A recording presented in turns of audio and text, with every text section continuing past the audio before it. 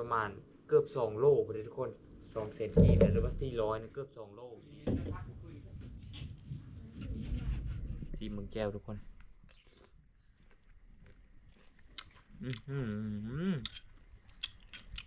อันเทพตัวนี้มาทุกคนโซดเลยคำแรก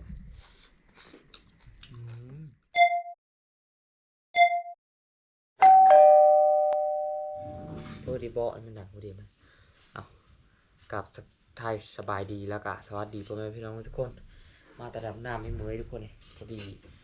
อันเขาเจ้าโทษไปว่าเขาเจ้าชิล้มโง่อีกตัวหนึ่งมือนี้กับมือวานนี่ก็ตัวหนึ่งมือนี้ก็ตัวหนึ่งทุกคนมด2 ตัวละเขาเจ้าลำหน้าก็เอาน้องเขาเจ้าอีกทุกคนเลยพูด1-2 แสนทุกคนเขาหุ้มดูได้แถวบ้านคอยนี้ทุกคนยามเป็นเวทการเนี่ยเพราะว่าไปหาอยู่หากินมันบ่ค่อยได้นะก็เลยพากันล้มโง่กินทุกคนเลยเอเว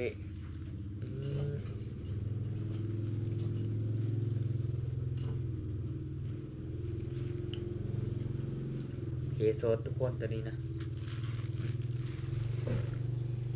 เฮจนเมิร์ได้ทุกคนเลยเพราะว่าอันพูด200,000นะเขาเอฟอันนี้บางคนนี่แบ่งกันพูดละ100,000นี่นะที่แบ่งกันคนละทงมันนี้แต่ว่าเขาเอา200,000เนี่ย200,000 กีบนี่ก็ประมาณ400บ่ไรเฮ้ยประมาณ400ทุกคนเลยก็ซ้ำว่านนี่ละทุกคนเลย300-400ป้อสีนี่ทุกคนนี่เนื้อแบบโง่เผาทุกคนเลยแถวบ้านครับเขาเจ้าสีใส่เผาเขาเจ้าสีนะตับนี่ตับย้อนทุกคนปลาตับย้อนทุกคนเดี๋ยวคอยสีเลอะเนื้อให้เบิ้งทุกคนเลยเดี๋ยวคอยสีรีวิวเบิ้งพร้อมหลายๆคนก็จะเบิ้งนะว่าอันเขาเจ้าคือถือนะอยู่แถวบ้านเฮาเนี่ยก็ราคาโง่เดี๋ยวนี้ก็บ่เป็นราคาทุกคนนี่สีนี่ทุกคนนี่สีโง่เผาทุกคนนี่นะสีโง่เถิกใช่ไหมนะแบบโง่พอดีเป็นแต่สร้อยจุ๊บเอาได้ครับทุกคนมาต่อเดี๋ยวสีอันนั้นเงินงูน้อยเกือบต่มเฮ้ยเป็นงูน้อยเกือบต่มเฮ้ยนี่สีเลอะไอ้เบิ้งทุกคนเลยมันสีได้เมื่อขวานพันแนวในโตโง่ทุกคนเลยเขาเจ้าสีขัดมาเฮออันนี้ดอกจอกเขาเจ้าสีขัดมาเฮอแบบอันเฮอได้ครูพูดนะอันชิ้นโชนแต่ละอันนะโบคาดโบเลยนะนี่กับซีนนี่นะซีนติดหนังนี่นะหนังเผา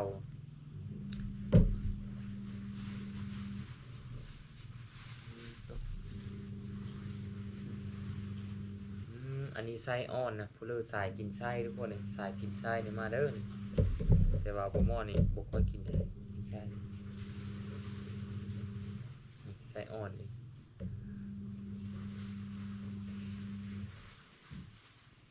นะซีนโชดตัวนี้งามเลยทุกคนนะป้อตัวหนังนะพอดีย่ำทุกคนเลยนะค่อยมากเลยทุกคนในหนังวันนี้นะซีนติดหนังมาแบบโคตรหอมเลยคนยุทำลายใจนะนี่สีนี่ทุกคนสีเน้นๆทุกคนในกุ้มขานะ400ทุกคนใน400 บาทนะ400 บาทเงินไทยอะไรทุกคนใน200,000 กี่บ้านพอประมาณนี้นะ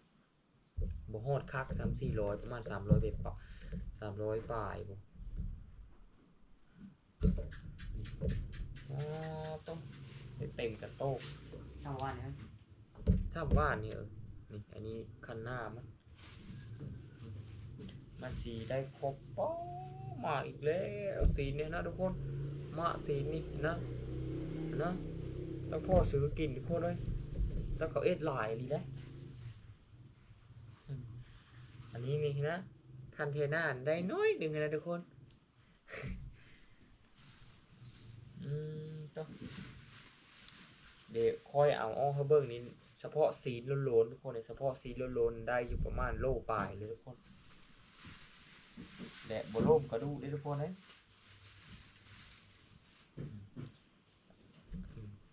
อันนี้นะเป็นไข่หลังทุกคนไข่หลังแล้วก็จะมีอันนี้ตัวนี้ย่อไม่นะทุกคนย่อสิมี2 อันทุกคนนี่ย่อมันนะปอดมันทุกคนมันสิมีคูอันทุกคนเขาเจ้าสิบ่คือคาดเธอเลยนะม้ามก็มีทุกคนนี่ม้ามนี่ยูพีทุกคนเห็นบ่ นะตัวนี้ล่ะจะเป็น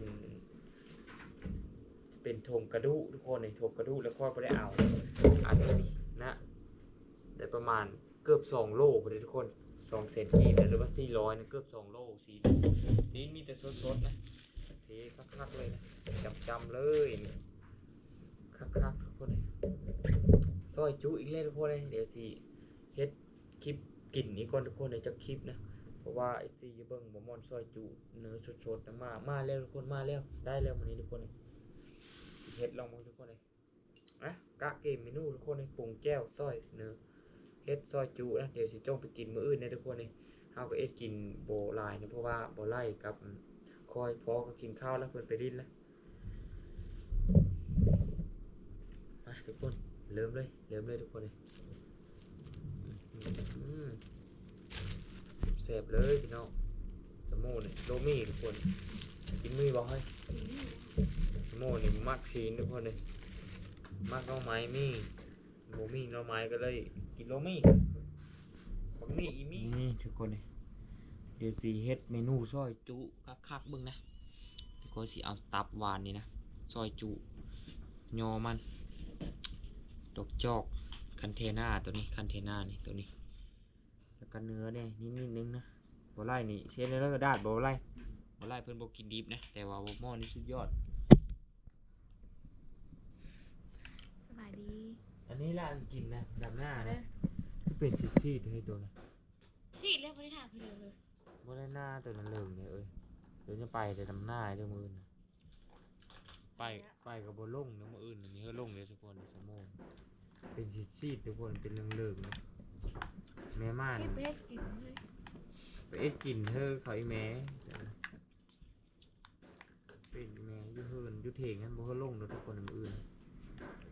เหลืองเลยได้ตัวนะแม่นเบาเลยกินผัดกินข้าวผัดบ่กินซีนทุกคนในสมองนี่กินอะไรกินยุกินกับพวกแต่น้อยหนึ่งไม่กินหลายมันก็เมยและคนกินไปไม่นี่นะทุกคนสักทงตัวโลยนะทงเดียวคุยฮัดกินซีนแน่ลูกมันสิได้ไม่แข็งแห้งซอยจุน้องสิหาเลือกเอาซอยจุทุกคนเอาโบราณนะเพราะว่ากินผู้เดียวทุกคนพระเจ้าก็กินข้าวมาแต่หน้าเด้อละมานี่เฮ้ยพอปะมานี่ให้เราไปกินอะไรอ่ะเจอมันเอาลูกเยอะหนังมาเนี่ยเดี๋ยวหนังมาตัวนี้บ่เยอะชีติเอ็นเลยนะมันเอ็นหมอยเจ๊ไปน้อยครับทุกคนเลยเดี๋ยวสิเก็บไว้ก่อนทุกคนเลยเดี๋ยวเพกับถุงนึงนะคอยพอเลยทุกคนเลยละลายนะนะทางนี้นะจงคือเขาพ่อแม่กินอื่นยังไม่ละลายทุกคนคือละลายเลยคือพ่อสิเอาไปกินอยู่หน้าโต๊ะได้มื้ออื่นทุกคนเลยมื้ออื่นกับก้อยลาบไว้กินแต่ก้อยซอยจุทุกคนเลยก้อยเนี่ยบ่มักปานใดนะหาว่านึกแนวอีกเคยก่อนมีบ่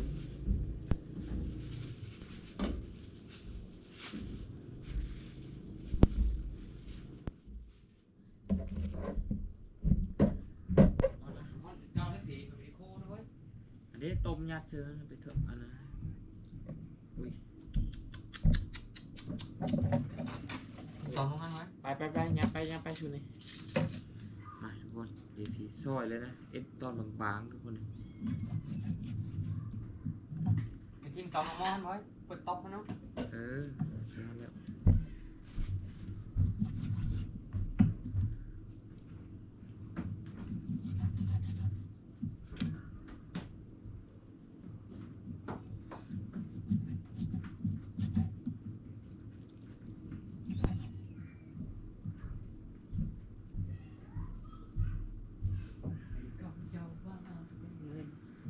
ซอยเลยนะพักคิริวนะซอยเลยนะโอ้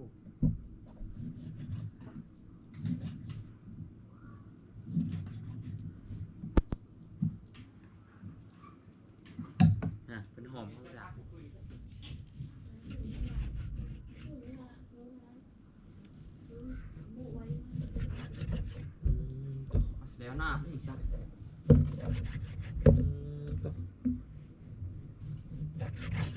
เฮ้ย ซอยจุทุกคนเลย เออพวกหอมมีปะ นี่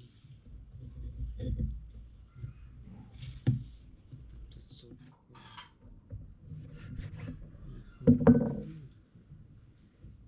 ไก่หลังทุกคนเลยเป็นตามซ้ำนะ ตับบ่มีเว้ย นี่ ตับมันแซ่บๆเลย กินประตูกัน บ่ได้เอาเด็กกินได้คนรู้เพิ่งทำเป็นตะยืมเขานะกินตับมันนะ ขึ้นระเบามันนะนี่ทุกคนเลยจากคะแนนแซ่บแล้ววะลายนี่ทุกคนอันนี้คันเทน่ามันซอยเลย หน้ามันกระลึกเฮ็ด เฮ็ดได้เลย มันปิดแล้วเกิน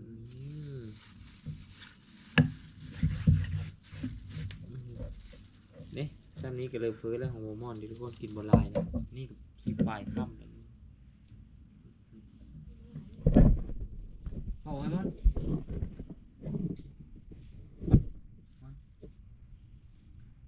มัน พอแล้วอย่าเอาลายมันหายผีมันคนคุ้นๆเลยนะคือขี้สดๆเลยเบิ้ง ขมปรุงเกลือก่อนเป็นโน่ก่อนขาดบ่ได้ก็คือแจ่วนี่แหละปรุงแจ่วเนาะข้าวคั่วน้ำจังน้อย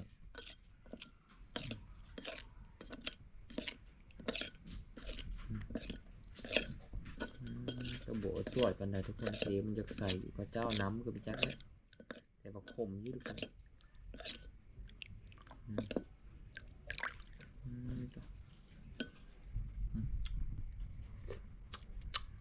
บ่ะเขาทา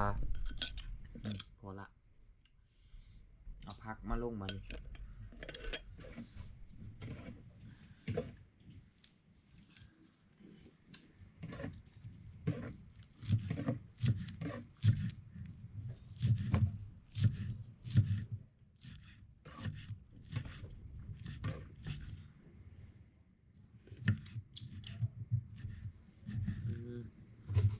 เจียว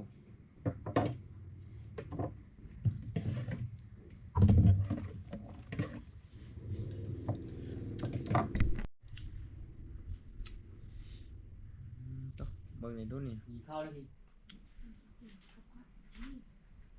อ๋อไปเลย ซิมเจียวก่อนนะมึงนี่ซิมมึงแก้วทุกคน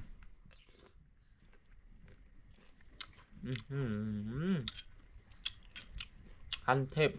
อ่ะไปแซ่บๆนั่นกัน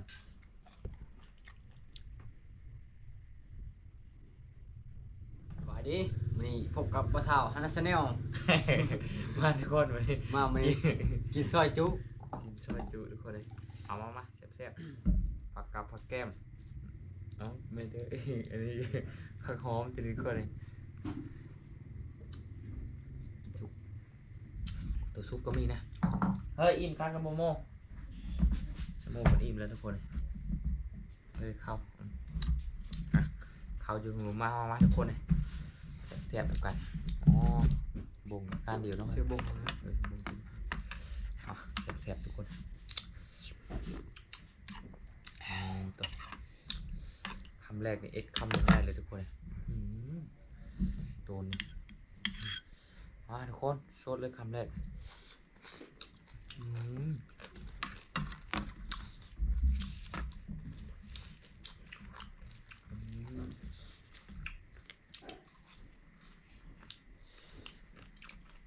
ผมขับออกฮะ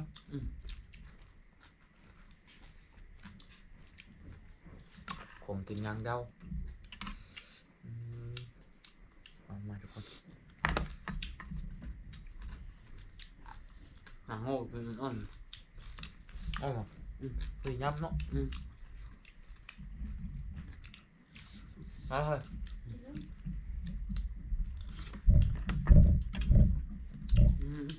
ขมดำ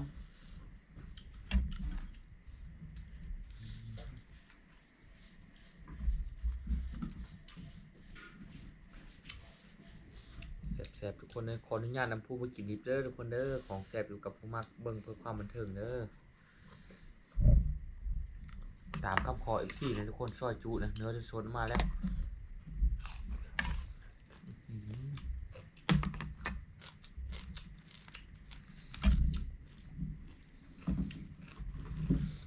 บ่ทอดเจ้อเนื้อสดๆว้ายบ่ไปเลย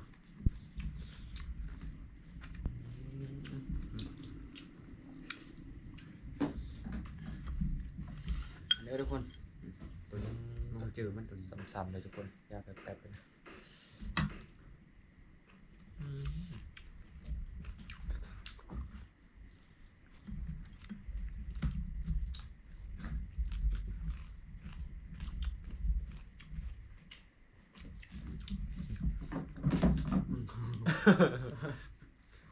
ข้าวง่ายๆทุกคนสู้กินคักแล้วเนาะคำข้าวนี่อ่อนซ่อนเด้อ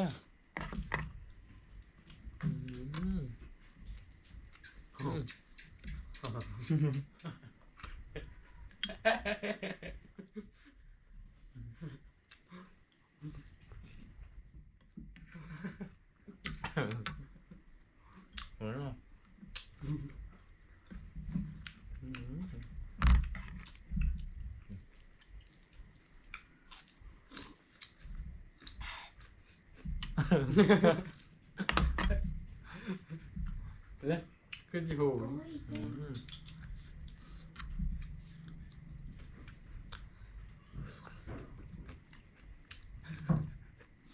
cho không phải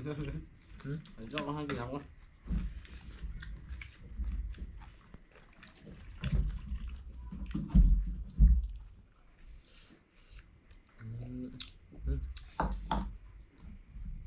อันนี้กินมันนี้มันโยมมันก็เป็นตัวตุ้ยตัวพี่รู้แล้วทุกคนเลย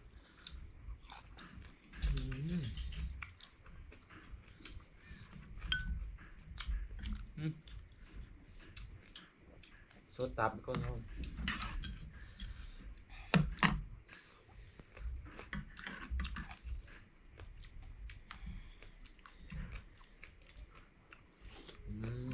มา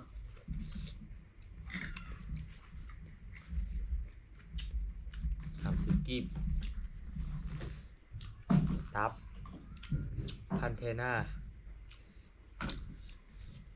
ใส่เนื้อน้ำน้อยหนึง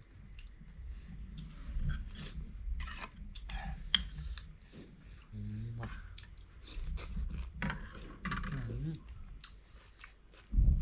กรอบหวานตับที่มันหวานให้จริงนะ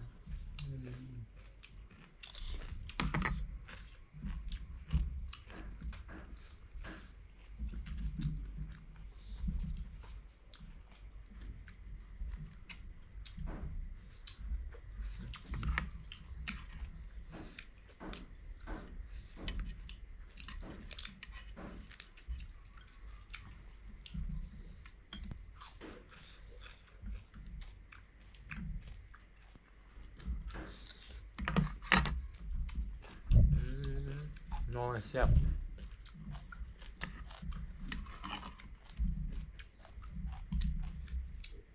ยำกึดๆดีทุกคนนะยำสูตรนี่คือขมคักเลยฮะ